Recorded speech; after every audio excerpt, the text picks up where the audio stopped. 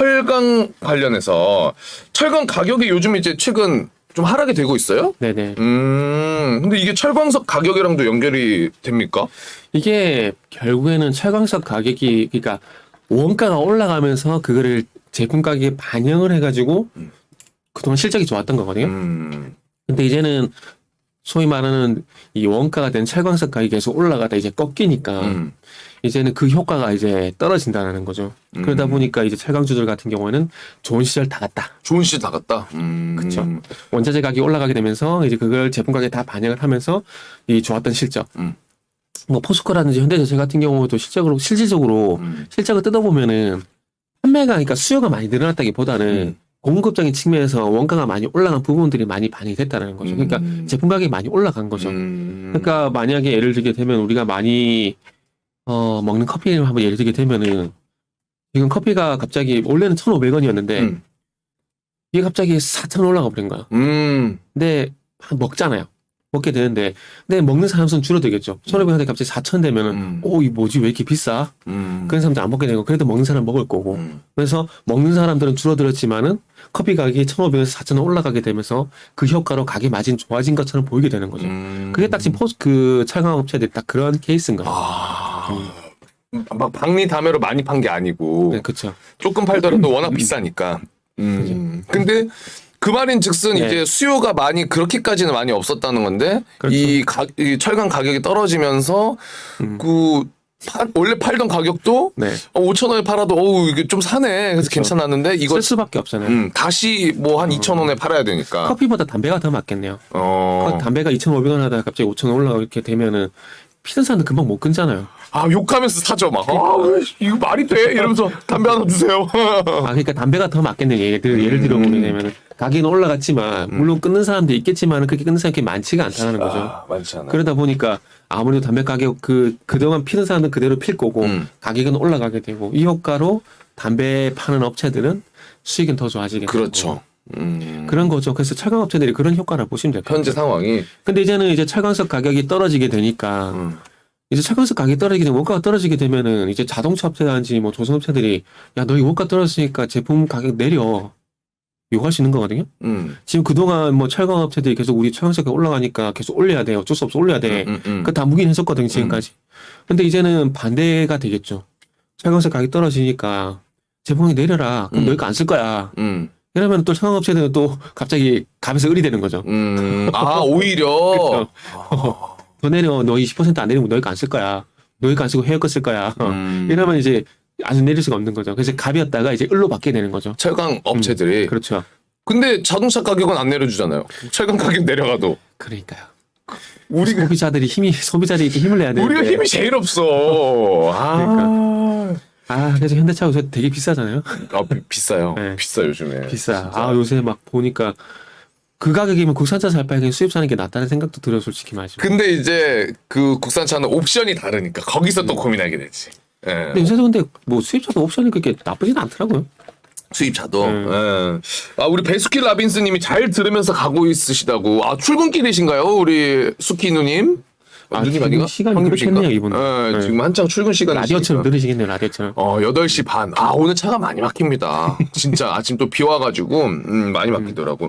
근데 이제, 러시아, 우크라이나 지금 네. 사태로 원자재 가격이 쫙 다 올랐잖아요. 네. 근데 이 내려가는 이유가 정확히 어떤 것 때문에 내려가려나? 이게 우리가 이게 좀 전에 철강 좀 가격 이따가 내려가는 화면을 게. 보여드리겠지만 네. 이게 철강 현물 가격도 있지만은 우리가 보는 이 철강석 가격은 현물보다는 선물 가격이에요. 그러니까 선물 가격을 하게 되면 이게 포지션이 들어갈 수 있잖아요. 만약에 뭐 철강석 가격이 올라갈 것 같다. 그러면 매수 포지션이 쭉 들어가는 거예요. 그래서 매수 포지션이 그러니까 선물로 예를 들게 되면 매수 포지션, 매도 포지션 있잖아요. 그것처럼 철강 선물도 이게 포지션이라는 게 있어요. 그러니까 그 철강석 가격이 올라갈 것 같으니까 철강석 선물을 계속 사는 거예요. 그러다 보니까 철강석 가격이 계속 올라가게 되는 거죠. 그래서 철강석 선물 가격이 올라가다 보니까 현물 가격까지 영향을 주게 되는 거예요. 그런데 이게 실제로 수요가 늘어나서 그런 게 아니라 좀 전에 말씀하셨듯이 우크라이나 사태로 인해 가지고 철강석 주가는 사태를 해가지고 공급이 부족할 거야. 그러면 철강석 가격이 올라가겠지. 그렇죠. 이래가지고 철강석 선물을 사게 되는 거예요. 그러면서 이제 철강석 가격이 올라갔고 그게 철강이라는 제품 가격으로 전이가 된 거죠. 근데 이제 우크라이나 이슈가 좀 식어버리게 되니까 이제 더 이상 올라가지 않을 거라는 심리 때문에 매수 포지션이 빠지게 되고 그러다 보면 매도 포지션 하락할 거야. 이 포지션에 들어가게 되면 또 당연히 가격이 내려오게 되는 거죠. 아, 그렇게 연결이 되는구나. 네, 지금은 그렇게 봐야 돼요. 상황 자체가. 그러다 보니까 이제 뭐 철강 업체들 같은 경우 실적이 좀 안 좋게 전망이 될 수밖에 없는데 이거 화면 보실게요. 네? 보실 건데 지금 화면을 보시면은 이제 상반기, 하반기 이렇게 보시면 상반기가 피크라 보시면 될 것 같아요. 이제 피크라 보시면 될 것 같고 지금 포스코 같은 경우도 상반기에 대해서 하반기 23% 정도. 현대제철도 26%, 동국제약도 23%, 거의 20% 이상 이제 상반기 대비해서 안 좋아진다고 좀 봐야 되겠죠. 하반기에? 네. 그렇죠. 왜냐하면은 그래요? 제품 가격이 떨어지니까. 아. 제품 가격이 떨어지더라도 그만큼 수요가 늘어나게 되면은 이게 조금 케어가 되는데 지금 어쨌든 수요는 정해져 있는 상황이란 말이죠. 수요는 가만히 있는 상황 속에서 공급적인 측면은 올라갔기 때문에 이게 제자리를 찾아가는 과정이기 때문에 이런 현상이 나타날 수밖에 없다는 겁니다. 수요가 뭐 갑작스럽게 크게 폭발할 그런 징후는 없기 때문에. 없죠. 없고 지금 물론 조선업체들이 수주를 많이 받고 있는 상황이긴 하지만 그럼에도 불구하고 가격은 떨어질 수밖에 없다라는 거죠. 그러면 이렇게 되는 거죠. 요렇게 수요는 이렇게 수요가 폭발 뭐 이게 팍 이렇게 올라가는 게 아니라 천천히 올라갈 거고 공급도 천천히 내려오게 되면서 이게 어느 정도 이게 맞는 합의점이 오겠죠. 그래서 그럴 때까지는 가격이 내려가게 되고 그 현상으로 인해서 이 철강 업체들 실적이라든지 이런 부분들은 물론 3조 3천억도 안 좋은 게 아니에요. 그런데 2021년, 2022년 상반기가 너무 좋았기 때문에 이제는 반역기적 효과가 발생되는 거죠. 그로 인해서 3조 3천억도 그러니까 3조 3천억이 포스코가 이거를 단순하게 나누기로 하게 되면 분기당 1조 6천억이 넘다는 얘기거든요. 포스코가 1조 원 넘게 영업이익이 나온다는 건 정말 잘하는 거예요. 그런데 이게 조금 전에 말씀했지만은 2021년도 그렇고 2022년도 그거 너무 좋았다 보니까 안 좋게 보이는 거죠. 그래서 역기적 효과라고 말씀을 드리는 거예요. 그 저는 이제 여기서 또 궁금한 게 지금 포스코나 현대제철 이렇게 얘기해 주셨지만은 네. 철강이 기본적으로 이제 많이 들어갔잖아요. 저런 네네. 이제 배 만들거나 뭐 자동차도 마찬가지고. 근데 요즘에 그 방산 관련해 가지고 네네. 우리 무기 수출 아까 이야기해 주셨잖아요. 네네. 거기도 철강 많이 들어가지 않아요? 그죠, 들어가죠. 그러면 그쪽 관련돼서는 지금 막 폴란드랑 그런 수주 호재들이 좀 많이 있었어가지고 어째 만들어야 되니까 네네. 그쪽으로는 그래도 조금 괜찮지 않아요? 괜찮죠. 괜찮은데 이게 진짜 거기는 자동차 산업이란지 조선처럼 근데 비교가 솔직히 안 돼요. 안 돼요? 비교가. 왜? 그만큼 막 더 좋아질 거라고 생각이 그러니까 진짜 우리가 말하는 진짜 굴뚝산업처럼 뭐 자동차라든지 철강처럼 진짜 이런 큰 산업이라고 좀 보긴 아직 힘든 부분이 있죠. 아무래도. 너무 일시적인가 이벤트 자체가? 일시적이라기보다는 매출 규모가 차이가 너무 나죠. 그러니까 비교하기엔 조금 무리가 있다라고 봐야 될 것 같아요. 그걸 보고 투자하거나 뭐 이러기에는 물론 이렇게 아까 K9 자주포가 한 대당 40억 이렇게 그러니까. 말씀을 드렸지만 이게 어찌 보면은 그렇다고 하더라도 그러니까 지금 이제 폴란드는 국제적인 이 공간을 안 한 거잖아요. 네. 근데 자동차 같은 경우는 미국도 있고 유럽도 있고 중국도 있고 이 매출이 발생하는 섹터만 보더라도 차이가 너무 많이 나잖아요. 그렇기 때문에 만약에 우리나라 방산이 유럽 진짜 제가 말씀드린 유럽을 다 잡아먹는다. 아까 이야기하신 것처럼 그럼 또 얘기가 틀려지겠지만 지금 그런 건 아니니까. 현재 상황이 아직까지는 조금 약하다. 그렇죠. 하긴 자동차랑 조선업에 비교하기에는 조금 너무 작죠. 너무 아직까지는 작죠. 좀 작죠. 파이가 조금 그렇죠. 자 어쨌든 아까 근데 포스코 지금 주가는 그러니까 이익은 좀 20% 넘게 줄어들 것 같은데 주가 자체는 주가는 그렇게 좋지는 않아요. 안 좋아요? 지금 현재 확실히? 주가가 좋지는 않아요. 그래서 지금 이건 나중에 어찌 보면 말씀드리려고 그랬는데 이걸 미리 말씀을 드리면 지금 화면을 보시면 아시겠지만 이미 포스코 주가는 2021년 5월달에 정점을 해서 이미 꺾이고 있었어요. 그러니까 원자재 가격 상승 효과였던 주가는 이미 5월달까지 2021년 5월달에 충분히 나왔었고 이게 선 반영되면서 쭉 이후부터 흘러내렸다라는 거죠. 근데 이게 공교롭게도 HMM 주가와 거의 비슷해요. HMM도 보시면 아시겠지만 5월달을 정점을 찍고 쭉 이렇게 어쨌든 거의 비슷하네. 네, 그죠. 그러니까 어쨌든 이게 철강석 가격 그러니까 철강주하고 그 해운주가 이 경기라는 똑같은 맥락으로 같이 갔던 거죠. 그러니까 결국에는 그거죠. 공급부죠. 공급 부족. 공급 부족이라는 그 이슈를 해가지고 포스코와 그리고 지금 현재 HM이 같이 갔었던 거고, 근데 너무 좋았던 것들이 주가에 다 선반영이 되고 그때부터 이미 주가가 흘러내리기 시작했다는 거죠. 그래서 어찌 보면은 이제야 실적이 안 좋아질 거라는 얘기가 나오고 있는 상황이기 때문에 제가 봤을 때는 2021년부터 지금 주가가 포스코 홀딩스 기준으로 보게 되면 최고점이 41만 3,500원 그리고 지금 주가 23만 9,500원이거든요. 40% 넘게 하락한 상황이기 때문에 제가 봤을 때는 충분히 가격 조정이 나온 상황이기 때문에 뭐 주가락이 여기서 멈춘다라는 건 아니에요. 멈춘다는 게 아니라 여기서 10% 20% 정도 좀 더 추가적인 가격 조정이 나올 가능성이 있지만 그럼에도 불구하고 지금처럼 지금까지 하락한 것처럼 앞으로 더 하락한다? 그건 아니다. 그건 아니다. 이렇게 말씀드리고 싶어요. 그래서 만약에 포스코홀딩스 같은 경우는 아마 20만 원을 한 번 정도 이탈할 가능성은 있겠지만은 그렇다고 해서 20만 원에서 15만 원 가고 10만 원 간다. 그건 아니다. 이렇게 말씀드리고 싶은 거죠. 이미 주가는 안 좋아질 것에 대한 그러니까 너무 좋은 것에 대한 선반영과 그리고 안 좋아질 것이라는 것에 어떤 주가의 어떤 반응은 이미 다 충분히 흡수가 되고 있었던 상황이었기 때문에 너무 그렇게 안 좋을 필요는 없다는 거죠. 1에서 100 정도 보게 되면 제가 봤을 때는 한 80 정도까지는 왔다고 생각이 들거든요.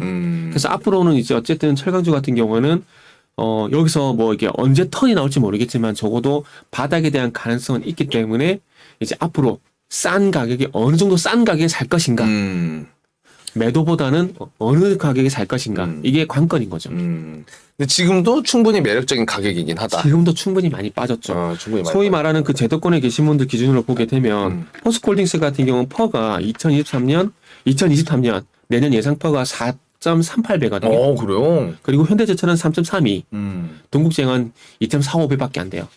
그러니까 되게 싼 거죠. 그분들 기준에서 보게 되면 기관 입장에서 보게 되면 현대제철 주가도 한번 볼게요. 현대제철 주가도 보게 되면 요것도 딱 비슷해요. 5월달 2021년 5월달에 6만 3천을 찍고 그때부터 계속 흘러내렸어요. 진짜네. 네. 그러면 요것도 지금 한 45%? 고점 대비해서 한 45%까지 주가 하락한 상황이거든요. 그런데 실적은 조금 전에 조금 그 말씀했듯이 좀 꺾이긴 했지만 그럼에도 불구하고 20% 정도 꺾이긴 했지만 실적이 20% 꺾일 예정이지만은 주가는 더 많이 빠졌다라는 거죠. 그러니까 이게 어찌 보면은 퍼 기준에서 보게 되면은 실적분의 주가잖아요. 네. 실적분의 주가인데 맞나요? 갑자기 나도 헷갈리네. 실적분의 주가? 그러니까 주당 순익분의 주가 이게 맞나요? 제가 갑자기 헷갈리는데 어쨌든 뭐 가지고 있는 실적 대비 주가거든요. 근데 지금 어찌 보면은 이렇게 많이 빠졌다라는 건 주가 그동안 가지고 있는 본질적 가치 대비해서 주가가 많이 올라갔었다라는 거거든요. 근데 어쨌든 주가가 이렇게 말씀드릴게요. 가지고 있는 본질적 가치 대비해서 주가 좀 오버슈팅 됐다는 거. 2022년 5월달까지는. 그러다 보니까 6만 3천이 갔던 거고 퍼도 높았을 거예요. 그런데 지금 어쨌든 주가가 그러니까 분자값이 어쨌든 거의 반토막이 난 상황이기 때문에 그렇게 되면은 어쨌든 본인이 가지고 있는 가치도 만약 4조 3천억에서 3조 3천억까지 꺾이겠지만 그럼에도 불구하고 어쨌든 실적이 잘 나오고 있는 상황이고 그 속에서 주가가 더 빠지게 됐다라면 당연히 퍼는 떨어질 수밖에 없는 거죠. 그러면 퍼가 떨어졌다라는 건 그만큼 또 저평가됐다라고 그렇죠. 또 판단할 수 있는 거기 때문에 기관 투자 입장에서는 제가 봤을 때는 아마 연말 지금이 아니라 한 연말이란지 내년 초가게 되면 분명히 저평가 얘기 나올 겁니다. 분명히 그때쯤 분명히 저평가 얘기 나올 거예요. 지금도 분명히 저평가거든요. 그렇죠. 지금도 좀 저평가인데 어쨌든 이 리포트가 최근에 나왔기 때문에 그래도 양심 있으면 시간차를 둬야죠. 양심이 시간차 둬야죠. 네. 그렇기 때문에 아마 제가 봤을 때는 연말쯤이나 내년 상반기도 아니고 내년 초가 되면은 아마 철강주 너무 싸다. 현재 철강주 너무 싸다. 얘네들 이렇게 싸도 되나? 아마 이런 얘기 나올 거예요. 근데 지금부터 이미 신호가 오고 있기 때문에. 그렇죠. 지금 현대제철 지금 2022년 그 펄을 보게 되면 제가 2023년을 말씀드렸는데 지금 보자 2022년도 올해도 보게 되면은 퍼가 낮아 7배밖에 안 돼요. 7배밖에 안 되는 상황이고 그리고 LG노텍이 왜 나오는 거야? 죄송합니다. 좀 안 보여가지고 그러니까. 그러니까 저도 실수할 뻔해요. 그래서 퍼를 보시게 되면은 현대제철이 2.6배예요. 올해 2.6배밖에 안 돼요. 2.6배? 네. 그리고 PBR은 0.23배밖에 안 돼요. 그리고 포스코 같은 경우도 지금 현재 3.79배 PBR은 0.36배 밖에 안 된다라는 거죠. 그러니까 지금도 너무 싸죠. 너무 싸지만 지금 아까 말씀드렸듯이 이미 철강이 꺾이고 있다고 얘기를 했기 때문에 바로 리포트 못 나와요. 지금 못 나와. 그래서 양심이 있으면은 내년 초 텀을 좀 주고. 그죠. 턴을 주고 나오겠죠. 철강주 너무 싸다. 너무 이렇게 싸. 싸도 되나? 그런 리포트가 나오겠죠. 그러면 그때 가서는 리포트와 똑같이 하셔도 돼요. 그때는. 우리가 보통 그 얘기 하잖아요. 증권사 리포트가 나오기 때문에 고점이라는 얘기 많이 하잖아요. 근데 지금 반대로 하셔야 돼요. 그때 가서는 반대로 하셔야 돼요. 지금 조선주가 그런 것처럼. 그래서 그런 우스갯소리 우리끼리는 합니다. 자, 좋습니다. 그러면 어쨌든 철강주가 떨어지면서 수혜를 입는 업종도 있습니까? 네. 수혜는 당연히 조선주하고 자동차가 되겠죠. 그 제가 예전에 그 대우조선해양 말씀드리게 되면서 이 철강석 가격이 이제 원가가 그만큼 올라갔기 때문에 이걸로 인해서 충당금 미리 반영한 거를 만약에 이 철강석 가격을 포함한 원자재 가격이 계속해서 지속적으로 상승하게 되면은 대우조선해양 같은 경우에는 미리 충당금을 반영한 게 도리어 독이 될 수 있다. 그런 얘기를 한번 했었잖아요. 그런 것처럼 이제는 반대 상황이 된 거예요. 철강석 가격이 떨어지고 철강 가격이 떨어지게 되면은 어쨌든 조선주 입장에서는 원가가 떨어지게 되는 거죠. 그렇죠. 조선주 후판 가격이 떨어지게 되는 거잖아요. 그러면은 어쨌든 조선주 입장에서는 성과가 올라간 상황 속에서 하반기에 이 조선주 후판 가격이 떨어지게 되면은 이게 다 마진으로 가는 거거든요. 그럼 조선주 좋을 수밖에 없죠. 그러면은 이 조선 섹터에 대해서 전망을 하고 있는 애널리스트들이 조심스럽게 4분기, 1분기 얘기했던 게 이제 3분기로 다시 왔잖아요. 그 시영증권 같은 경우도 최근에 리포트 보니까 4분기가 아니고 흑자전은 3분기 얘기 나오더라고요. 그래요? 이게 결국에는 원자재 가격 하락 때문에 그 리포트가 나온 거거든요. 근데 저는 다시 말씀드리고 싶은 게 결국 조선주도 현대미포조선이 흑자가 언제 되느냐. 그리고 단순히 흑자가 중요한 것이 아니라 흑자가 전환이 됐지만 흑자 내용도 봐야 돼요. 그러니까 중요한 것은 흑자가 났는데 어떤 연륜에서 어떤 요인이 반영이 돼서 흑자가 됐느냐. 이게 중요한 거죠. 그래서 거기에 대한 판단을 하고 그리고 난 다음에 대형 조선 3사에 대한 판단을 하는 게 저는 맞다라고 좀 봐요. 그리고 이 가격에 대해서 이 조정될 수밖에 없는 게 이거 화면 좀 같이 보실게요. 지금 화면 좀 같이 보시면 지금 이게 철강석 가격입니다.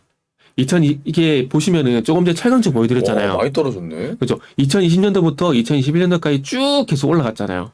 근데 이게 포스코 주가랑 거의 비슷하죠. 그죠? 네네네. 그러니까 포스코 주가랑 거의 똑같이 갑니다. 포스코, 현대제철, 그러니까 철강주 주가랑 철강석 가격이랑 거의 똑같이 가요. 그리고 난 다음에 여기 보시면 아시겠지만은 여기 아마 5월달 정도 될 거거든요. 정점을 찍고 쭉 빠지니까 어떻게 돼요? 철강주도 같이 빠졌죠. 그러니까 지금은 철강주 얘기할 때 중국 얘기 많이 하는데 지금은 중국에 대한 영향이라기보다는 아무래도 어찌 보면은 이제 중국이라는 요인도 있겠지만 그보다 더 큰 영향을 미친 게 원자재 가격 상승, 우크라이나 이슈. 이게 더 큰 영향을 미쳤다라는 거죠. 그러다 보니까 쭉 올라갔었다가 이제 쭉 급락을 하게 되고 그러다 보니까 당연히 철강주 주가도 흔들리는데 어쨌든 지금 100불선에서 주가는 죄송합니다. 100불선에서 철강석 가격이 유지가 되고 있는 상황이거든요. 네. 그렇기 때문에 앞으로 하반기에 조금 20% 꺾인 요인이 있긴 하지만 그럼에도 불구하고 급격하게 철강석 가격이 꺾이지 않는다라면은 철강주의 실적도 거기서 마무리가 될 가능성이 있다. 20% 정도 하락, 20% 정도 감소를 하고 난 이후에 바닥을 잡을 가능성도 있다라는 거죠. 그렇게 본다라면 철강주가 더 이상 하락할 이유가 없어지는 거예요. 그러다 보면은 내년 초에 아까 말씀했지 이렇게 싸도 되나 라는 리포트가 나올 수밖에 없는 거고요. 그리고 왠지 우리도 그렇게 방송하고 있을 것 같은데 싸도 너무 쌉니다 지금 막 이러면서 그러니까 우리 지금 미리 얘기하는 거죠. 너무 많이 앞서간 거죠. 그러니까 그때 가서 이제 자료 한번 보시게요. 이러면서 우리 그때 그 얘기했거든요. 저희가 작년에 분명히 이거 말씀드렸거든요 이러면서 그때까지 제가 있겠죠. 저도 있겠죠?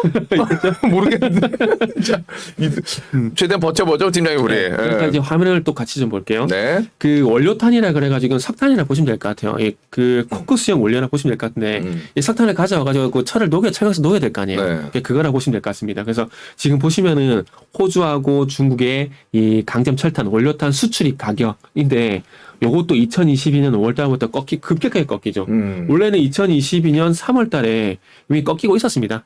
꺾이고 있었는데 최근에 와서 2022년 6월달부터 급격하게 더 많이 꺾이고 있다는 거죠. 이것도 결국 원가 요인이거든요. 그러니까 조금 전에 보셨듯이 철강석 가격도 떨어지죠. 철강석을 녹이는 원료탄 가격도 떨어지게 되죠. 이러면은 자동차 업체하고 조선업체가 가만히 있겠어요? 이 데이터를 걔네도 안 보겠어요? 이거 갖고 와가지고 협상 자리 가가지고 야 이렇게 떨어졌네. 너희도 내려. 안 내릴 거야? 아, 그럼 나 딴 데 쓰고. 그럼 우리 해커 쓴다? 어. 이렇게 되는 거죠. 그러다 보니까 이제 이 화면 보신 게 열연 강판. 열연 강판은 이제 자동차용 강판. 강의대 최근에 보세요. 2021년도부터 쭉 떨어지기 시작했죠? 그러니까 지금 이렇게까지 내려온 상황이기 때문에 진짜네. 안 내리면 이상한 거죠. 그리고 지금 최근에 건설 현장이 멈췄다는 얘기 나오잖아요. 네. 철강이 너무 비싸서. 그러니까. 철근 가격도 보게 되면은 기준 가격하고 유통 가격이 있는데 유통 가격이 지금 유통 가격과 기준 가격이 데드 크로스가 날라고 하고 있어요. 그럼 이제 건설업체들도 이제 좋아지게 되는 거죠. 건설업체들도 야 너희 철근 가격 내려. 현대제철하고 동국제한테 그 얘기하겠죠. 현대차한테 가가지고 지금까지는 철근 가격 철강석 가격 때문에 철근 가격 올렸잖아. 우리 다 올려줬잖아.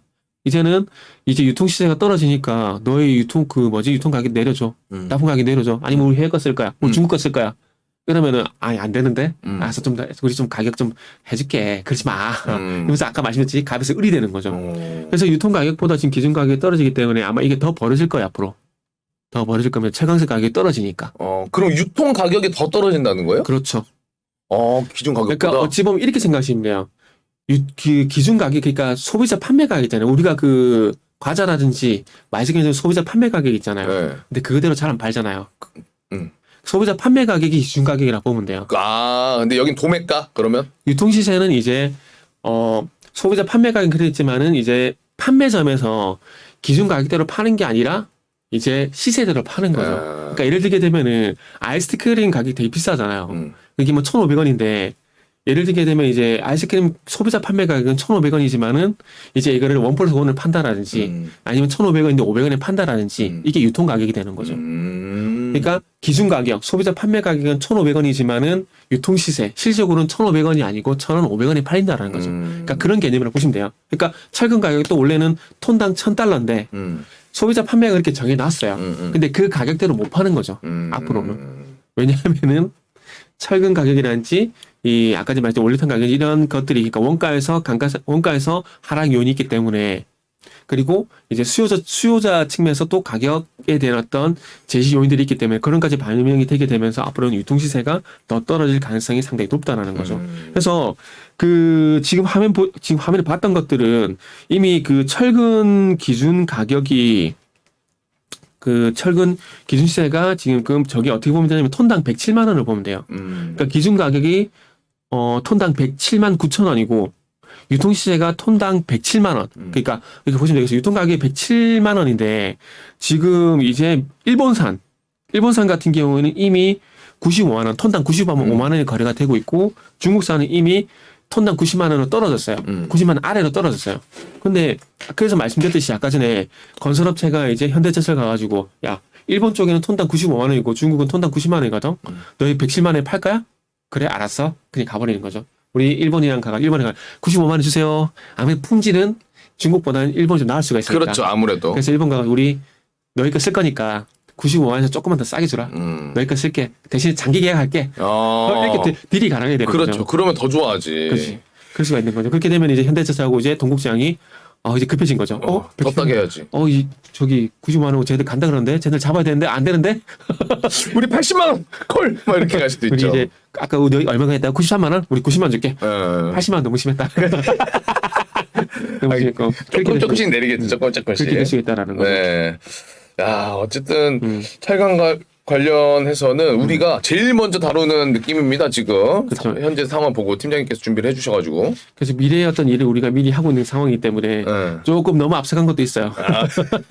분명히 요거 내년에 우리 영상 다시 자료하면 나가야 돼요. 나와야 돼. 이거는 자료 저희가 나가야 돼요. 저장해놓고 여러분들도 네. 제일 빠른 정보입니다. 제일 빠른 정보. 진짜 한번 같이 생각해 주시면 좋을 것 같고 우리 댓글을 보고 싶은데 제 핸드폰이 지금 꺼져가지고 우리 윤 대표님도 채팅 남겨주고 계시고 아유 당연 돈돈 가족입니다. 작가님 윤 대표님이 남겨주셨네요. 그래서 아마 지금 다 그냥 듣고 계신 것 같아요. 채팅 참여가 만약 저녁 방송이면은 가능할 건데 지금 출근 시간이고 뭐 이렇게 하다 보니까 맞아. 3년 좀 쉽지 않다라고 보면 될 것 같고 그래서 네. 어쨌든 조금 전에 보여드렸듯이 이런 식의 어떤 현상들이 발생이 되기 때문에 아마 철강주들의 실적은 당연히 안 좋아질 수밖에 없다. 이렇게 좀 봐야 될 것 같고요. 하지만 수혜를 입는 거는 분명히 조선주 관련해서는 조선이라든지 뭐 자동차 업체라든지 건설 업체라든지 이렇게 될 거고 이제 또 내일 되게 되면 주택 공급 대책이 나오잖아요. 그렇기 때문에 또 이제 주택 공급을 늘리게 되면 또 많이 건설들 많이 지어야 되거든요. 그렇죠. 그렇기 때문에 또 많이 250만 호가 될지 안 될지 모르겠지만 그래봐야 연 50만 호거든요. 50만 호인데 어쨌든 기존에 짓고 있는 것도 있고 또 앞으로 지을 거고 하게 되면 또 이제 중요한 건 또 분양가 상한제가 있었는데 그것도 조정을 한다 그러거든요. 그러면 건설사들 입장에서는 마진이 더 좋아질 수밖에 없다라는 거죠. 없다는 거기 때문에 어쨌든 뭐 이 전방업체들은 좋아질 수밖에 없는 것들이고 철강업체들은 일시적으로 부진이 들어갈 수밖에 없는 상황입니다. 그래서 주가는 어쨌든 이런 내용들을 보고 주가를 봤을 때 아까 포스코 차트하고 현대차 차트를 보셨지만 어쨌든 이미 주가는 2021년 5월 달을 기점으로 해서 많이 하락한 부분이 분명히 있습니다. 고점 대비 40%, 50%가량 하락을 했어요. 그렇기 때문에 충분히 주가 조정을 많이 받은 상황이거든요. 매력적인데. 네. 그래서 조금 많이 그래서 앞으로 더 출렁인다고 하더라도 10% 한 20% 정도기 때문에 지금 만약에 철강주를 갖고 계시다면은 버티세요. 지금은 저보다 8짜리는 이제는 8짜리가 아닐 영역으로 거의 많이 가고 있다. 이렇게 보셔야 돼요. 이미 만약에 철강주를 판다라면은 2021년도에 팔았어야죠. 지금까지 갖고 있다라면은 많이 늦었다. 지금 만약에 팔게 된다면 내가 파니까 저점이다. 그런 얘기가 나올 수 있기 때문에 지금 버티세요. 지금 버티는 게 맞습니다. 갖고 계신 분들은 소위 말하는 대형주 같은 경우는 업황 사이클이 다 있는 거거든요. 네. 뭐 자동차도 그렇고 IT도 그렇고 다 업황 사이클이 있는 거잖아요. 그래서 철강 같은 경우도 2021년도에 너무 좋았었기 때문에 지금은 쉰다라고 볼 수밖에 없어요. 그래서 지금은 기회비용은 날릴 수밖에 없습니다. 기회비용은 날릴 수밖에 없는 상황이고 어쨌든 앞으로 금전적인 어떤 투자 수익 비용 요거는 어쨌든 시간이 걸리더라도 언젠가는 발생될 수가 있다라는 거죠. 그런 관점에서 보게 된다면은 지금 버티는 게 맞다라고 말씀드리고 싶고 아까 전에도 말씀했지만은 어쨌든 PBR이든 퍼든 다시 한번 말씀드리면 그 포스코 홀딩스 같은 경우도 내년 예상 퍼가 4배입니다. 그리고 현대제철은 3배, 동국제약은 더 아래 2배거든요. 그렇기 때문에 분명히 내년 되면은 이렇게 싸도 되나? 라는 리포트는 분명히 나올 수가 있다라는 거죠. 그렇기 때문에 버티시라는 말씀을 좀 드리고 싶고 그리고 지금 한 8시 57분이거든요. 그래서 철강주 유승도 하고 내일 어쨌든 주택 공급 대책이 나오잖아요. 내일 출연하실 분이 또 할지 모르겠지만 이제 주식시장과 연결시켜 볼 수 있는 건 이제 그겁니다. 재개발 재건축 규제 완화.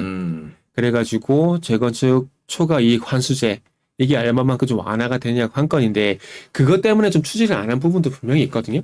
있는데 여담이지만 아까 제가 좀 화면 보여드렸지만은 분당이 2018년 6월 달까지만 하더라도 동양 8억 원이 6억대밖에 안 했고요. 그리고 이게 실질적으로 제 고객들 부동산 소개시켜 드리면서 봤던 가격들인데 그걸 좀 다시 또 참 가슴 아프지만 다시 한번 보게 되면 이게 32평 우성 아파트 정자동 상록마을에 있는 거 이게 32평이 5억 4천 했어요. 아, 5억 4천. 네, 그리고 인광 보성 아파트가 4억 5천.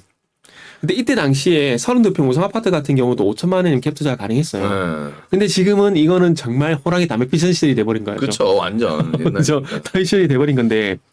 그리고 제가 좀 보고 싶은 건 이게 용적률 500% 얘기가 나오고 있거든요. 물론 이제 수도권이 아니라 팀장님 정말 죄송하지만 1분만 우리 시청자분들과 대화 좀 나누시겠습니까? 뭐라고 한대요? 제가 화장실을 빨리 좀 다녀와도 될까요? 네, 다녀오세요. 1분만 대화 나누겠어요. 네네. 빨리 갔다 오겠어요. 제가 빨리 갔다 옵니다. 네. 채팅글 올려주시면 제가 보고 말씀을 드릴게요. 이게 일치매님이죠. 잠시만. 일치매님이죠. 강의 심취 중입니다. 일치매님 감사합니다. 제가 노안이어가지고 글자가 잘 안 보여가지고 죄송해요. 그걸 채팅창을 넓히지 말고 글자 크기가 커졌으면은 그걸 보시는 게 더 나아요. 그래서 대충 좀 볼게요. 윤 대표님 어디 계시나요? 안녕하세요. 이거 앞 아닌가요? 지금. 관광 터진다. 저건 아니군요. 철강주 왜 안 갈까 했는데 이유를 알았네요. 그죠? 윤 대표님 이렇게 보시면 돼요. 그러니까 철강주는 참 그래요. 중국 얘기를 상당히 많이 하는데 이번에는 우크라이나 사태를 가지고 원자재 가격 올라간 부분들이 상당히 많았었기 때문에 그 요인이 상당히 크다라고 좀 보시면 될 것 같고요. 그래서 지금은 버티세요. 지금은 적어도 8짜리는 아니라고 생각이 듭니다. 부동산 얘기 계속 할까요? 부동산 얘기를 좀 할 건데, 이게, 그, 수도권이 아니라 도심 과밀 지역에 하다 보니까 용적률이 올라갈 수밖에 없어요. 건폐율하고 용적률은 아시죠? 그러니까 건폐율은 옆으로, 용적률은 위로. 이렇게 좀 보시면 될 것 같아요. 그래서 용적률 500% 얘기가 나오고 있는데, 이거를 그 감독님 괜찮으시면 화면을 지금 제가 보시는 거 좀 같이 좀 볼게요. 이게 용적률 100%에서 500% 가는 순차적으로 좀 보여줄 건데 저도 블로그를 좀 참고를 할 거거든요. 참고를 할 건데 용적률 100% 미만은 상당히 건설주 가야죠. 갑니다. 간다고 보는데 그래서 저는 현대건설을 좀 보고 있거든요. 현대건설을 보고 있는데 요 화면을 좀 같이 볼 수 있으면 좀 같이 볼게요. 요거 좀 그 채팅창보다 요 화면 좀 키울 수 있으면 화면 좀 같이 볼게요. 이 과천주공, 저도 이거를 어떤 모 블로그를 참고하는 겁니다. 모 블로그를 참고하는 건데, 지금 잘 보세요. 과천주공이 용적률이 86%예요. 그러면 동강거리도 그렇고, 위로 승수도 되게 낮죠. 되게 낮은데, 요거는 너무 극단적인 거라서, 지금 100% 이상을 보게 되면, 이제, 레미안 강남 힐즈, 이게 2024년도에 만들어진 건데, 용적률 159%예요. 그리고, 신내 대시양이 2010년인데 178%거든요. 그리고 백년산 힐스테이트 1차 2011년도인데 용적률이 190%예요. 지금 보시면은 위쪽으로 조금 올라가긴 했지만, 동간거리가 상당히 넓죠. 동간거리가. 이게 일조권은 또 무시 못 하거든요. 그 아파트를 샀는데 햇빛 안 들어오면은, 들어오는 거 안 들어오는 거 상당히 많이 차이 납니다. 아파트 사신 분은 아시겠지만, 남양하고 북향하고 느낌도 되게 달라요. 되게 다른데 이게 용적률하고도 연관성이 있거든요. 연관성이 있는데 100%까지는 상당히 쾌적해요. 아파트가 상당히 쾌적한데 이게 200%로 올라가기 시작하면은 높아지기 시작해요. 왕십리자이가 2017년도인데 227%거든요. 이것도 약간 이 성냥갑 같은 느낌이 나기 시작합니다. 200% 이상도 나기 시작하는데 그래도 다행인 건 동간거리가 있다라는 거. 그래서 잠실에 사신 분들 같은 경우는 잠실 파크리오 한번 가보세요. 이게 2008년도인데 283%거든요. 자, 200% 초반하고요. 왕십리자이가 227%인데 초반인데 동간거리가 되게 넓어 보이죠. 넓어 보이죠? 근데 283% 잠실 파크리오 같은 경우도 동간거리가 있긴 하지만 하부층은 그늘져요. 그러면은 상층과 하층의 매가는 지금 잠실 파크리오가 제가 알기로 한 25억 전후로 알고 있거든요. 그러면 상층부가 한 25억 정도 되게 되면 하층부는 한 20억 아래쪽으로도 매가가 나올 수 있다라는 거예요. 그래요? 네. 매가가 나올 수 있다라는 겁니다. 어떤 이야기 나누고 계셨죠? 지금 부동산 얘기하고 있어요. 부동산. 건설주 얘기하다 지금 부동산 얘기하고 있어요. 여러분 죽다 살아났습니다, 지금. 세상 아름다워요. 네. 이게 정말 아름다울 겁니다. 정말 아름답습니다. 지금 밖은 흐린데, 네. 밖은 흐린데 심리적으로 아마 밝을 거예요. 전 더 이상 이제 바라는 게 없어요, 네. 세상에. 네. 그래서 이게 용적률이 200% 후반으로 가기 시작하게 되면은 정말 조금 각박하기 시작하게 돼요. 그리고 300% 신동아 리버파크 323%거든요. 이젠 병풍이에요. 지금 화면 보시면은 아파트가 이제 병풍입니다. 병풍이고 여기다가 400% 가게 되면 구이 현대 프라임 이게 1997년도에 지어졌는데도 용적률이 상당히 높아요. 지금 300% 넘어가게 되면은 잘 보세요. 위쪽을 보게 되면 200% 초반일 때 그래도 동간거리가 있으면서 그래도 높긴 하지만 그럼에도 불구하고 동간거리가 있거든요. 근데 200% 후반으로 가게 되면은 지금 보신 바와 같이 이제 거의 성냥갑에다가 그늘지기 시작을 하게 되고 그리고 300% 가게 되면 이제 병풍이 되는 거죠. 병풍이. 그래서 이것 때문에 북한이 우리나라를 침범 못할 수 있다는 얘기가 있어요. 그래요? 이것 때문에 너무 빽빽하게 지어져가지고 지금 보세요 이렇거든요. 용적률 400% 가볼게요. 400% 가보게 되면은 자 보세요. 봐야 될 게 뭐냐면은 이 수원에 계신 분들 화서역 푸르지 한번 가보시게 되면은 이게 화면이 좀 작아서 이런데 500% 보여드릴게. 송파 파크 하브이어 푸르지 이게 599%거든요. 이렇게 돼요. 저렇게 빼곡하게? 네, 그러니까 지금 용적률 500%가 되게 되면은 도심에 이런 것들이 들어오게 되는 거예요. 와. 정말 깝깝해지게 되는 너무 거죠. 징그러운데요? 그죠. 그래서 저는 개인적으로 용적률이 너무 높은 게 그렇게 좋진 않아요. 저 너무 징그럽다. 그래서 지금 어느 거죠? 아까 전에 봤던 게 있는데 이게 지금 죄송합니다. 이게 어지럽게 되는데 아씨 없네. 지금 그걸 제가 지웠나 봐요. 그래서 이런 느낌이 나게 되는 거죠. 지금 화서역 파크 푸르지오 수원에 계신 분들 아마 아실 겁니다. 이것도 지금 정말 빼곡하게 지금 이게 정말 닭장이라는 표현이 나오게 되거든요. 그러니까 우리나라 아파트가 홍콩화 되는 거죠. 홍콩의 아파트화 되는 거죠. 그래서 저는 용적률이 물론 공급을 위해서는 어쩔 수 없지만은 너무 500%까지 가는 건 반대입니다. 그래서 이러다 보니까 층수가 많이 올라가게 되면은 어쨌든 건설사 입장에서 많이 지을 수밖에 없거든요. 그리고 재건축하고 재개발, 정비 사업을 보게 되면은 그게 관련돼 가지고 가장 수혜 있는 건설사는 GS건설하고 현대건설이에요. GS랑 현대건설. 현대건설은 정비 사업이 전체 매체에서 50%가 넘어요. 그렇기 때문에 이런 도심 정비 사업을 진행하게 되고 일기 신도시 정비 사업을 진행하게 되면은 현대건설이 제일 수혜라고 봐야 돼요. 지금 재건축 관련 브랜드 선호도가 지금 자이가 제일 높은 것처럼 보이지만 실적으로 현대가 더 높답니다. 아 그래요? 그렇기 때문에 현대건설 그리고 이제 도심 재정비 사업 하게 되면 이제 넘버2 GS건설 이쪽 좀 봐야 되고요. 그리고 이제 또 재건축 들어가게 되면 또 그 분양가가 높기 때문에 거기에 들어가는 내장재도 비싸요. 그렇기 때문에 프리미엄 창호를 공급하고 있는 LG 하우시스 같은 것들 그리고 건설사 민간 건설사 쪽으로 직납품하고 있는 뭐 NX라든지 뭐 이런 기업들이 될 수밖에 없어요. 그래서 일단은 뭐 힌트는 지난주 금요일 날 이 정책 관련돼서 얘기 나오게 되면서 그와 관련해서 강세 보였던 종목들이 있거든요. 그 종목들 보시면 돼요. 그 종목들이고 현대건설을 제가 탑픽을 말씀드리는 거는 그런 거죠. 이제 정비 사업 요게 있고 그다음에 이 원전 수주 이제 ECT 엘다바 이게 현대건설이 빠졌다는 얘기가 있는데 이게 그게 루머인지 맞는 건지 모르겠지만 아직 저는 못 찾겠어요. 그래서 원전 수주를 받게 되면 시공은 건설사들이 합니다.